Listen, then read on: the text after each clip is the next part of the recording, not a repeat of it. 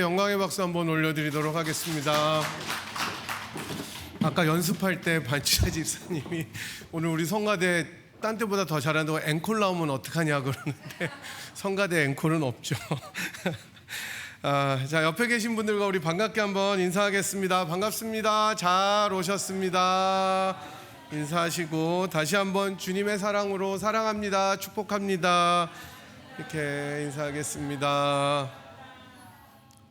오늘 제가 이따가 소개해 드리려고 했는데 오늘 여러분들은 잘 모르시고 저한테는 진짜 반가운 손님이 오셨는데 콜로라도 덴버 그 한인교회를 담임하시는 이제 저 후배 되게 사랑하는 동생 목사님이고 친동생 아니고 친동생보다는 조금 멀고요. 저희 신학교 후배시고 네, 뭐 옛날에도 같은 동네 계속 이 필라에 오래 사시다가 메릴랜드 사역하시다 이제 지금 덴버로 옮기셨는데 뒤에 우리 이진영 목사님 오셨거든요. 잠시 환영해 주시고 네네 저희 이따가 원래는 제가 설교를 좀 부탁드리려고 했는데 이제 급박하게 오셔서 이따 축도만 좀 부탁드리도록 하겠습니다. 양복을 안 입고 오셨다고 괴로워하시지 마시고 이따 기도 끝나고 축도 한번 부탁드리도록 하겠습니다. 또 그리고 뒤에 또 두 분 오늘 방문하셨는데 제가 이따가 잠시 또 제가 누군지는 아직 몰라서 잠시 이따 환영하는 시간 가지도록 하겠습니다. 지난 우리 금요일에 기도회로 모여서 그 부흥회를 위해서 열심히 여러분들 간절하게 기도하신 거 보고 저도 참 큰 힘을 얻었습니다. 기도의 시간이 되게 빨리 갔던 걸 보니 기도가 되게 좋았나 봐요. 저는 여러분도 그러셨어요? 네, 네 오늘은 반응이 좋습니다.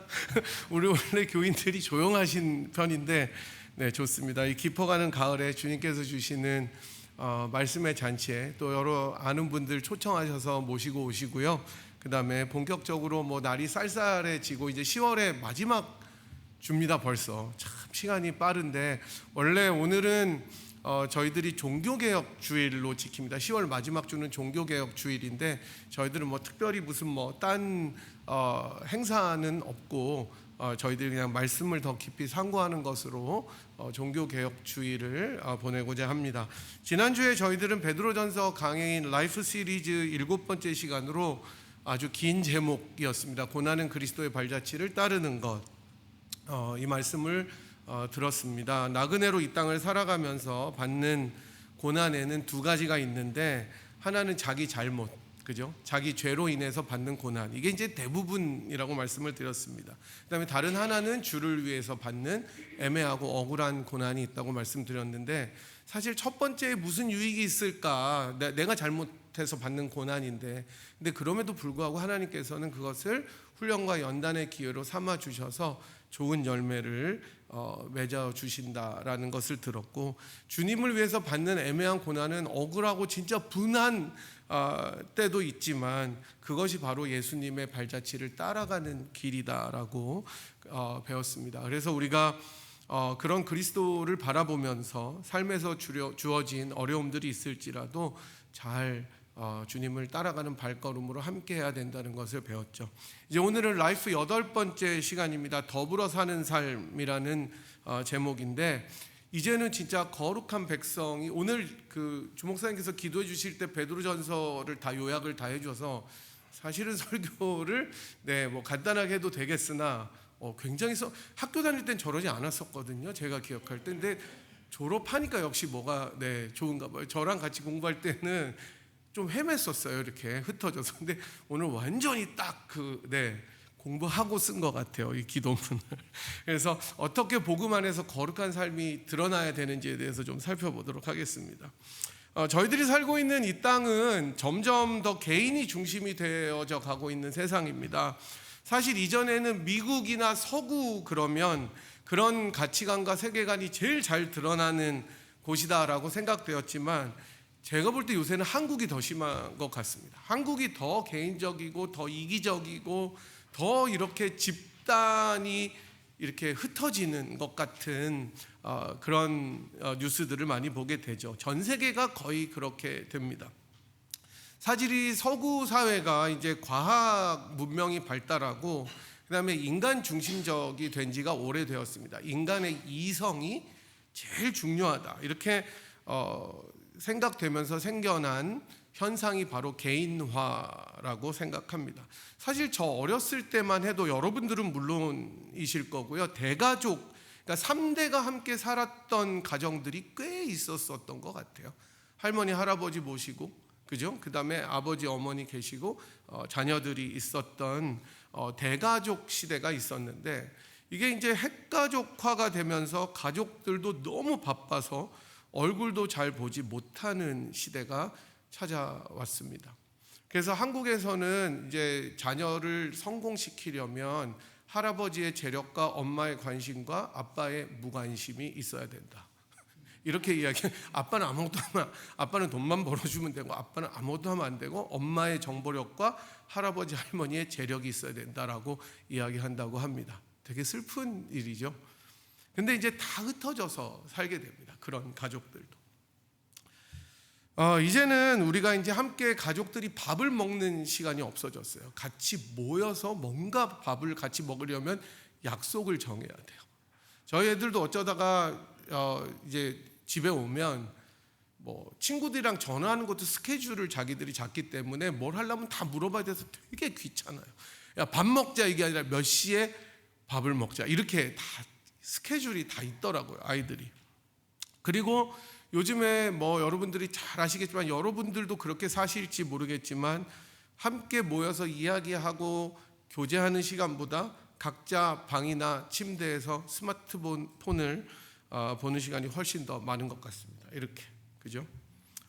거기다가 이제 사조 중에 포스트 모던이라는 후기 근대주의가 들어오면서 모든 절대적인 가치들이 다 무너졌습니다. 이제는 absolute truth라는 이 절대적인 가치가 붕괴되면서 각자가 가지고 있는 진리라고 생각하는 것들이 중요하게 되었죠. 이게 이제 로컬이 중요하게 되었다는 말입니다. 그래서 개인이 집단보다 훨씬 더 중요해졌습니다. 이것을 아주 상징적으로 나타내주는 사건이 2007년에, 여러분 2007년이 얼마 전인 것 같은데 18년 전입니다. 신기하죠? 2007년이면 엊그제 같은데, 와, 이게 18년 전, 거의 20년이 다 돼가고 있습니다. 애플의 CEO였던 스티븐 잡스 아시죠? 아이폰을 내놓으면서 이제는 세상의 중심이 나로 들어왔습니다. 아이폰이잖아요. me. 그래서 이제는 다른 사람들과 소통하는 것보다 전화기 안의 세상 속에서 살아가는 게 훨씬 익숙해져 있습니다. 제가 작년에 재작년이군요. 한국을 갔더니 지하철에서 얘기하는 사람이 단 한 명도 없어요. 꽂고 이거 보고 있어요. 미국도 대부분 그럴 겁니다. 그래서 이 전화기 속에서 우리들은 연결되어 있는 것 같지만 동시에 고립되어 있습니다. 함께 있는 것 같지만 함께하지 못하는 시대가 우리가 사는 현실이에요. 그래서 더불어 산다는 말은 참 이제는 어색하고, 함께 사는 삶이라는 가치는 점점 더 사라져가는 것 같습니다. 오늘 저희들이 살펴본 본문은 이런 시대를 살아가는 저희들에게 일종의 경종을 울리는, 알람을 막 울려주는 말씀이라고 저는 생각합니다. 사실 베드로가 살던 시대는 우리가 지금 살고 있었던 시대와는 전혀 다른 가치관과 문화와 이 사고의 시스템을 가지고 있었습니다. 개인보다는 당연히 그때는 집단이 우선되어 있었고, 그 다음에 그리스 문명이었던 헬레니즘이 가져왔다고는 하지만 그 개인화라는 것은 큰 충격이었어요. 집단이 우선이었기 때문에.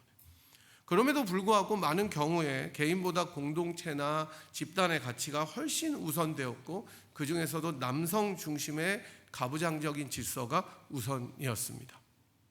지금은 가부장적이라고 이야기하면 시대에 뒤떨어져서 큰일 납니다, 요즘에는. 그래서 저희 교회에서도 그 유행하는 말이 있었잖아요. 사람들 말할 때 남자는 끼지 마라. 굉장히 유명한 말이잖아요. 사람들이 이야기할 때는 남자들은 끼면 안 된다. 네, 사람은 여자인 거예요.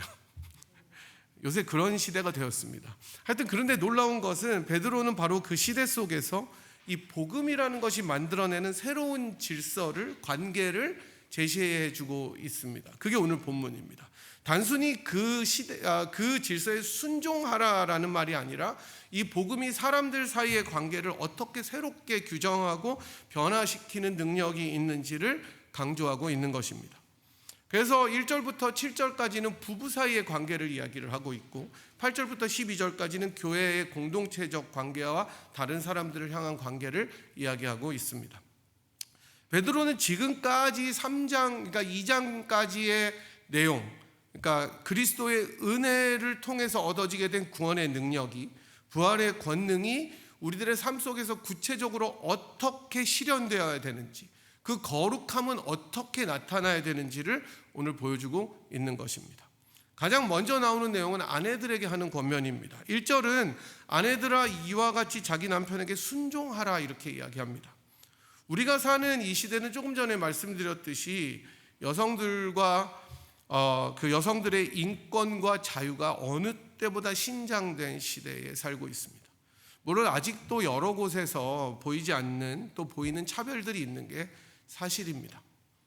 따라서 오늘 1절의 말씀은 어떻게 보면 시대착오적인 것처럼 보일 수도 있습니다.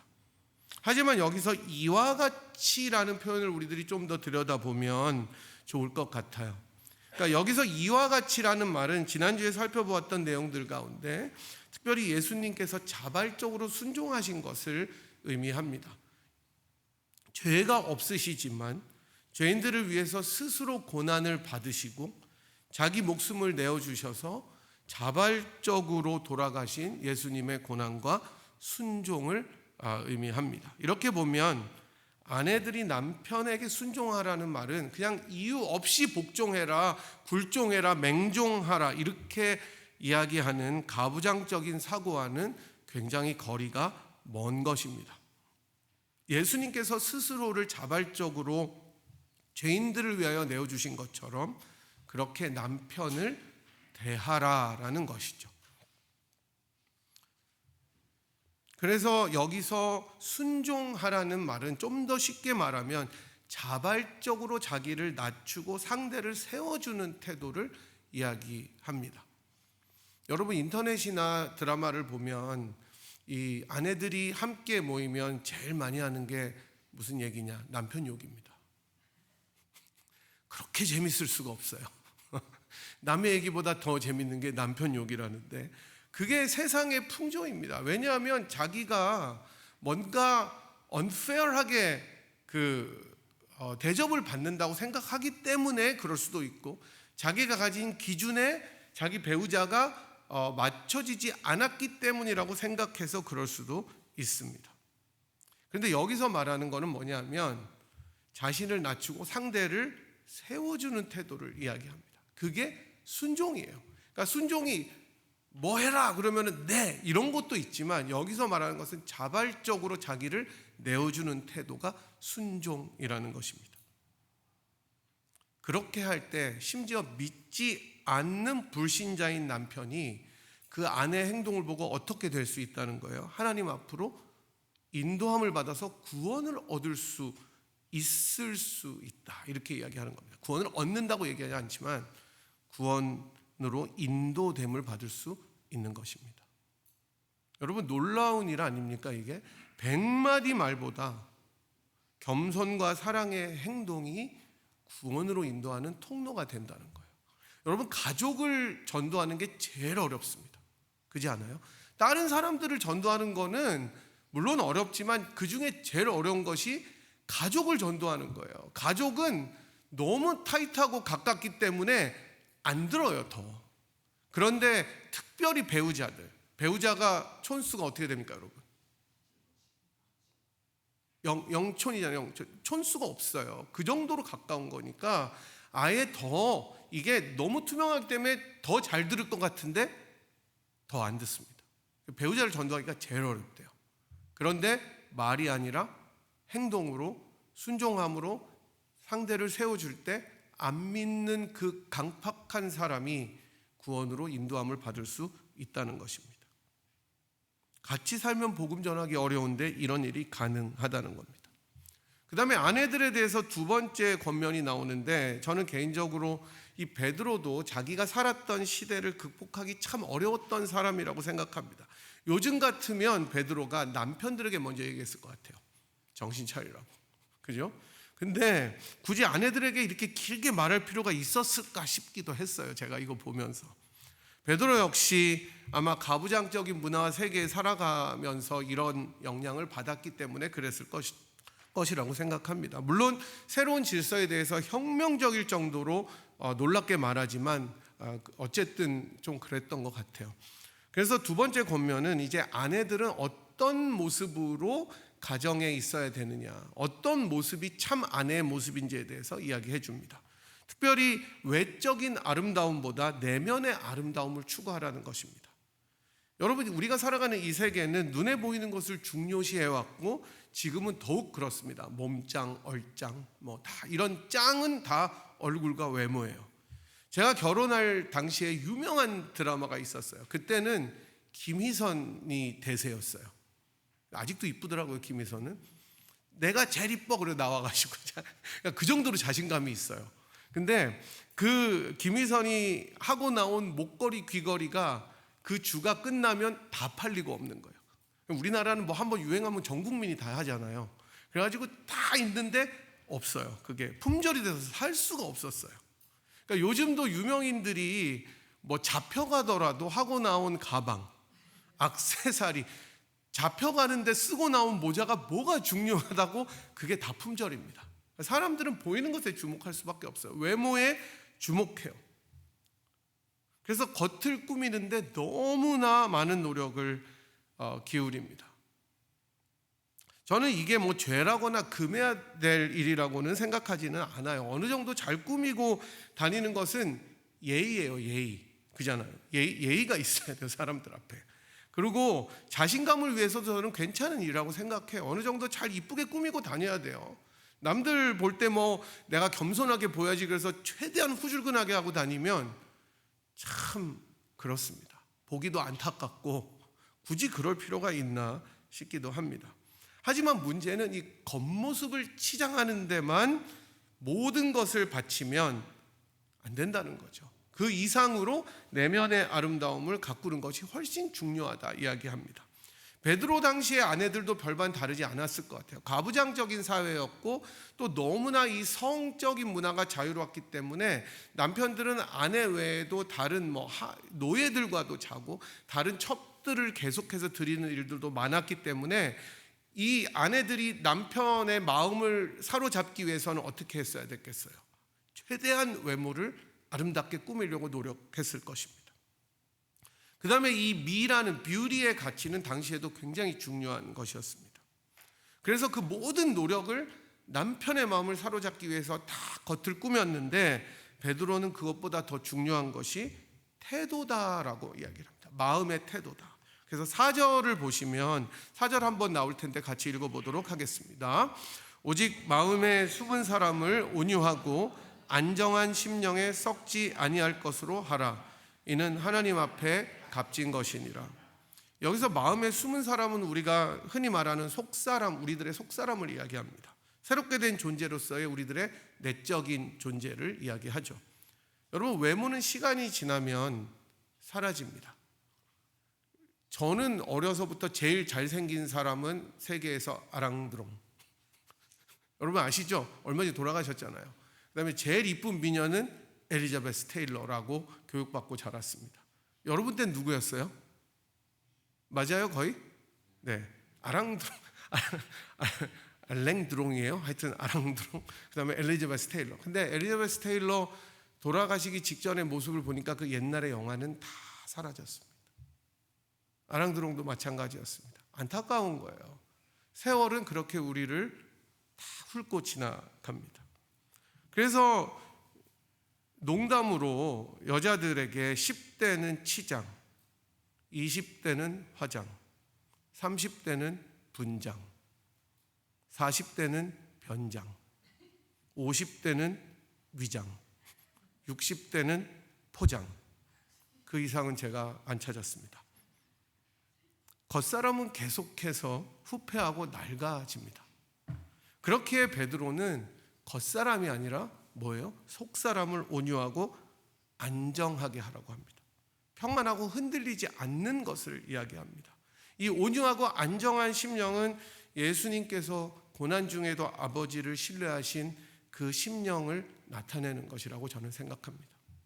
이것이 없어져 버릴 거치장과는 정반대로 썩지 아니할 것이기 때문에 그래요. 그래서 사실 이 말은 아내들뿐만 아니라 가정의 모든 관계, 공동체의 관계 속에서 드러나야 한다고 저는 생각합니다.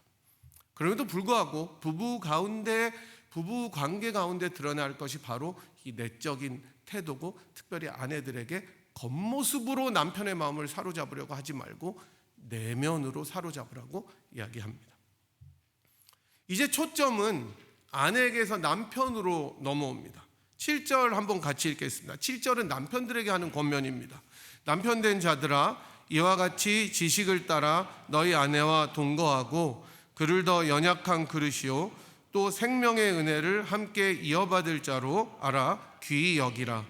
이는 너희 기도가 막히지 아니하게 하려 함이라. 당시 가부장적인 사회에서는 제가 조금 전에 말씀드렸듯이 자신의 아내 외에도 다른 여인들을 남자들은 자유롭게 취할 수 있었습니다. 그게 큰 흠이 되지 않았습니다. 그러니까 타락한 사회죠. 우리나라의 봉건사회를 떠올리시면 더 이해가 잘 되실 겁니다. 지금이야 상상할 수 없는 일이지만 당시엔 너무나 당연했어요. 그게 능력이라고 생각되기도 했습니다. 그게 자유라고 생각했습니다. 이런 남편과 남성 중심의 사회에 베드로는 정말 말이 안 되는 권면을 하고 있는 겁니다. 지식을 따라 아내와 함께 살아라라고 이야기를 합니다. 지식을 따라라는 말이 중요하죠. 이 말은 단지 네가 아내를 잘 이해하고 아내에 대해서 잘 알아라라는 것뿐만이 아닙니다. 물론 1차적으로 그게 되게 중요해요. 남편은 아내에 대해서 누구보다 잘 알아야 돼요. 근데 대부분 그렇지 못하죠. 저도 그렇지 못해요. 여러분 배우자에 대해서 여러분 얼마나 잘한다고 생각합니까? 그냥 여러분 생각으로 잘하는 거 말고 진짜 그 사람을 잘 알고 계십니까? 남편은 아내에 대해서 누구보다 잘 이해해야 되지만 그런데 그게 대부분 안 되기 때문에 많은 문제들이 발생하죠. 남자들이 이러면서 굉장히 둔해요. 저를 비롯해서. 얼마 전에 본 재미있는 글이 있었는데 남친력 테스트라는 거였습니다. 남친력. 이게 뭐냐면 남자친구의 능력이라는 뜻이에요. 얼마나 괜찮은 남자친구인지 알아보는 거예요. 남자들에게 제일 곤란하고 무서운 질문이 뭐냐면 연애할 때 자기 나 뭐 달라진 거 없어? 그래요. 자기 나 뭐 달라진 거 없어? 그래서 사진이 2개가 올라왔는데 똑같은 사진이에요. 그리고 제목이 자기 나 뭐 달라진 거 없어고 그 다음에 1개 이하로 찾으면 남친력 빵점, 2-3개 찾으면 합격은 아니지만 남친 보류, 3개 이상 찾으면 합격이에요. 저는 하나 찾았어요. 모르겠더라고요. 제가 여기다 띄워드리려다가 너무 그거에 집중하실까 봐 안 띄웠는데 한번 나중에 보시기 바랍니다. 여러분 찾으셔서. 사람들 꽤 많이 찾더라고요. 뭐 눈썹, 문신 뭐 어떻게 다 찾는지 모르겠어요. 관심과 이해가 일단 중요합니다. 근데 이제 여기서 말하는 지식은 이러한 관심이나 이해뿐만 아니라 예수님 안에서 알게 된 존재로 아내를 이해하라는 겁니다. 그래서 그럴 때 더 연약한 그릇이고 생명의 말씀을 은혜를 함께 이어받을 자로 귀히 여기게 된다는 거죠. 주님 안에서 아내를 이해하면 남편들이 깨닫게 되는 제일 처음 진리는 뭐냐면 아내는 진짜 연약한 그릇이라는 거예요. 여러분 겉으로 보면 아내들이 더 세 보이잖아요. 해가 지나갈수록, 세월 지나갈수록, 그죠? 호르몬이 바뀌며 갱년기를 거치며 더 씩씩해지고 토끼 같던 아내가 늑대와 같이 된다는 말은 세상이 말하는 것입니다. 주님의 은혜 속에서 아내를 바라보면 그 아내는 불쌍하고 연약한 거예요. 이게 뭐 나와 함께 이 험한 이민 생활을 거치면서 고생해서 연약하고 안타깝고 불쌍한 것도 있지만 단지 육체적으로뿐만 아니라 이 사람은 내가 정말 소중히 다루어야 할 존재다라는 것을 알게 된다는 것입니다. 창조 시에 아담은 자기의 갈비뼈로 지어진 하와를 향해 사랑의 세레나데를 불렀습니다. 내 뼈 중에 뼈요, 살 중에 살이다. 자신의 일부이고 자신의 모든 것이고 가장 소중하게 여겨야 될 존재가 누구라는 거예요? 자기 와이프인 거예요. 뿐만 아니라 생명의 은혜를 함께 이어받을 자가 아내라는 겁니다. 이 말이 저는 굉장히 중요하다고 생각합니다. 아내는, 그리고 아내들에게 남편은 서로 생명의 은혜를 함께 이어받을 동역자인 거예요. 단순히 서로를 돕는 배필이라는 의미를 넘어서 주님께서 주신 은혜를 나누는 사람들이다라는 겁니다. 단지 앞으로 우리가 주님 오실 때 받게 될 새 창조와 완성으로 이 세상에서 주어질 생명의 은혜이기도 하지만 이미 주어진 은혜의 삶을 함께 누릴 수 있도록 하나님께서 허락해 주신 사람이 누구라는 거예요? 우리들의 배우자다라는 겁니다. 그러면 관점이 달라져요. 그러니까 지금 저는 26년째인데 꽤 됐어요. 근데 싫어하는 점이 눈에 보일 때가 있죠. 여러분 그렇지 않아요? 26년을 살아도 안 바뀌는 부분들이 있어요. 특히 저도. 여러분들도 다 볼 때. 그런데 그것을 넘어서 이 사람이 나와 생명의 은혜를 함께 이어갈 사람이라고 생각하면 관점이 달라집니다. 이럴 때 기도가 막히지 않는다고 이야기해요. 관계가 뒤틀리면 기도가 막힙니다. 저는 너무 많이 체험했어요. 아내랑 싸우면 기도가 더 잘 되는 사람은 이따가 저한테 연락 주시기 바랍니다. 잠깐 뒤에서 저를 만나고 가세요. 아내뿐만 아니라 자녀도 그렇고 다른 사람과의 관계가 막히면 기도가 막혀요. 진짜 신기합니다. 그래서 우리 주님께서도 화해하고 와서 예물을 드리라고 이야기하셨던 것 같아요.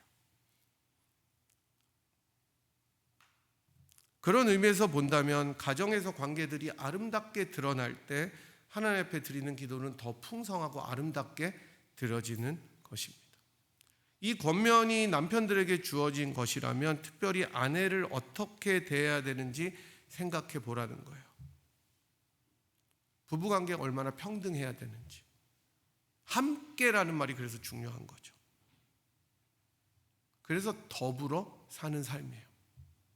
나 혼자 내 중심적으로 생각하고 살아가는 삶이 아니라 그리스도 안에서 더불어 살아가는 삶이고 이것이 가정의 부부관계에서부터 드러나야 하는 것입니다. 이럴 때 자녀들이 보고 배우는 거예요.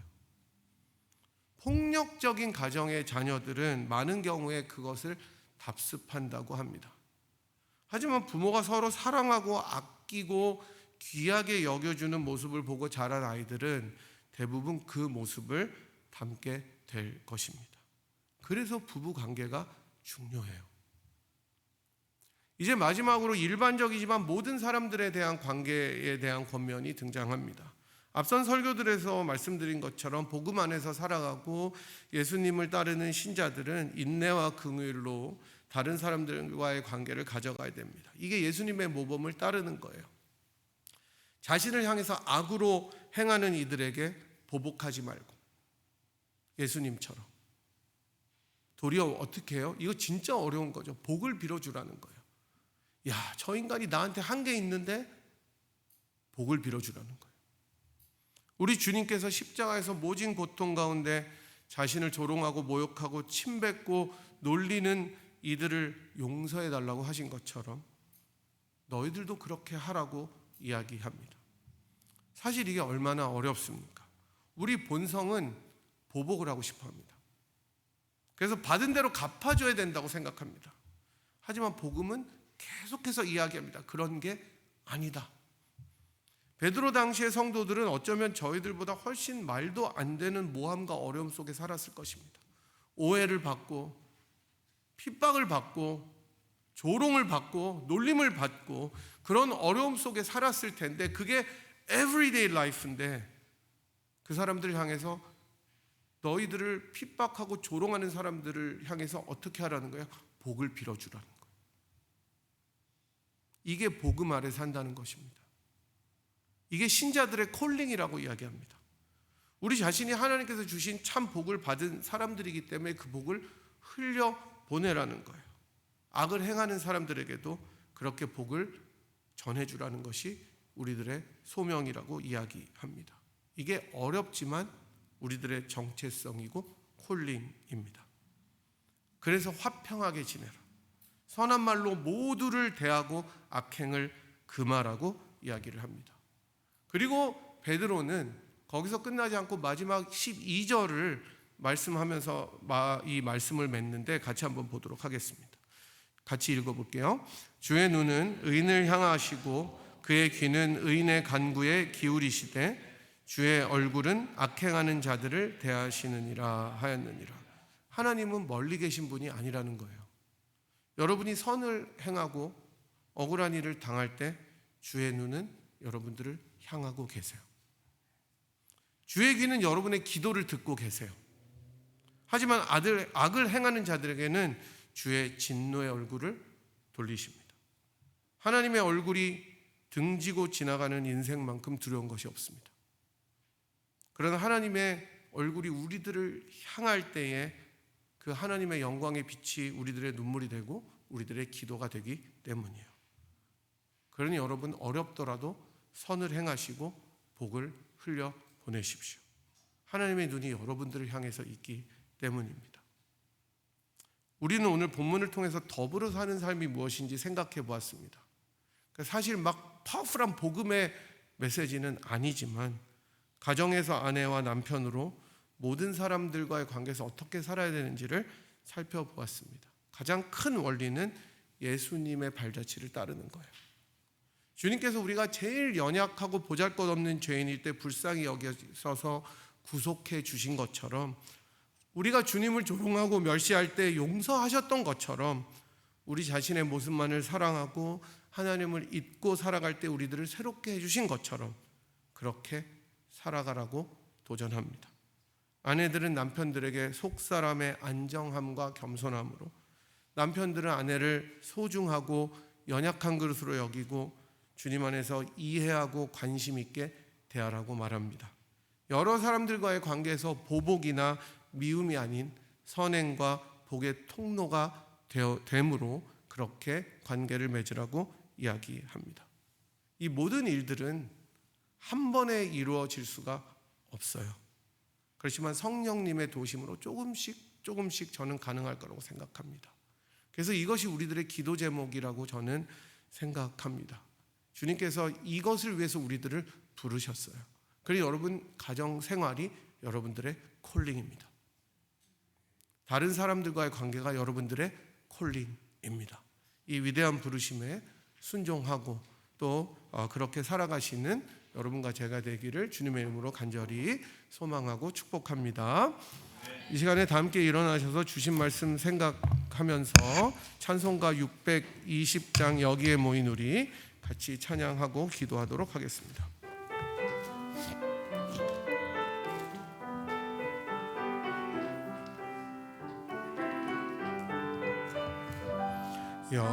여기에 모인 우리 주의 은총 받은 자여라. 주께서 이 자리에 함께 계심을 아노라. 언제나 주님만을 찬양하며 따라가리니 시험을 당할 때도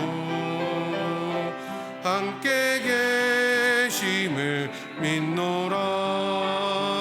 이 믿음 더욱 굳세라. 주가 지켜주신다. 어둠 밤에도 주의 발길 인도하여 주신다.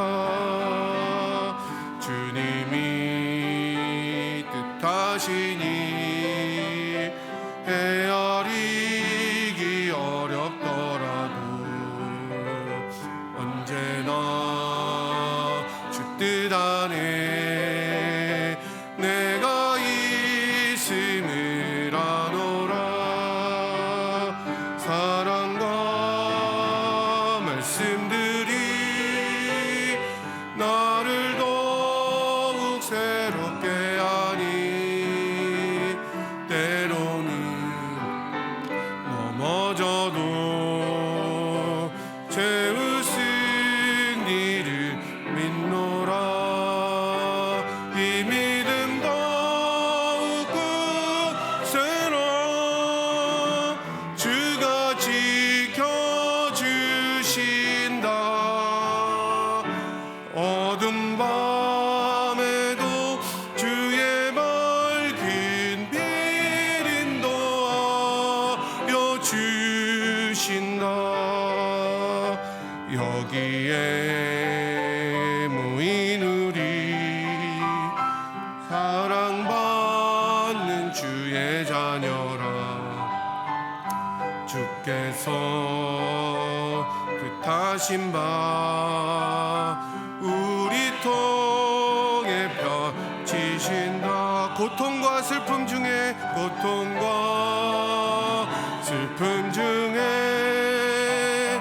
더욱 주님 의지하오니 어려움 이겨내고 주님 더욱 찬양하라. 이 믿음 더욱 굳세라. 주가 지켜주신다. 어둠 밤에도 주의 밝은 빛 인도하여 주신다. 이 시간에 저희 한번 들으신 말씀 또 부른 찬양 생각하면서 한번 기도하도록 하겠습니다. 저희들의 배우자를 위해서 한번 기도하실까요? 우리들이 들은 말씀처럼 가장 소중하고 주님께서 가장 가까운 존재로 주님께서 불러주셨는데 어떻게 우리가 대해야 할지 다시 한번 돌아봤으면 좋겠습니다. 이 시간에 가장 우리들의 심령에 좋은 것으로 우리 배우자를 위해서 축복하시고 기도하는 시간 되었으면 좋겠고 저희들의 가정 위해서 한번 그렇게 기도했으면 좋겠습니다. 그리고 주님 걸어가신 그 발걸음처럼 우리가 다른 사람을 위한 복의 통로가 되게 하여 주시옵소서. 우리 귀한 제목들 가지고 주님 한번 크게 부르시고 주 앞에 통성으로 한번 기도하도록 하겠습니다. 주여! 아버지 하나님, 주님께서 인도하여 주시옵시고 아버지 하나님, 참으로 하나님의 은혜 가운데 아버지 하나님, 저희들이 배우자들을 위해서 기도하는 시간을 가집니다. 주님께서 가장 좋은 것으로 축복하여 주시옵시고 무엇보다 가장 연약하고 아버지 하나님, 참으로 이 어려운 시대 가운데 주님이 우리들의 심령으로 아버지 하나님 참으로 도와주시고 인도하여 주시기를 원합니다. 아버지 하나님, 참으로 하나님의 인도하신 가운데 저희들이 온전히 주님의 사랑으로 아오니 아버지 하나님, 참으로 주님께서 붙잡아 주시고 인도하여 주시는 그러한 놀라운 하나님의 아버지 역사가 있을 수 있도록 주님 도와주시기를 원하오니 주님 인도하여 주시옵소서.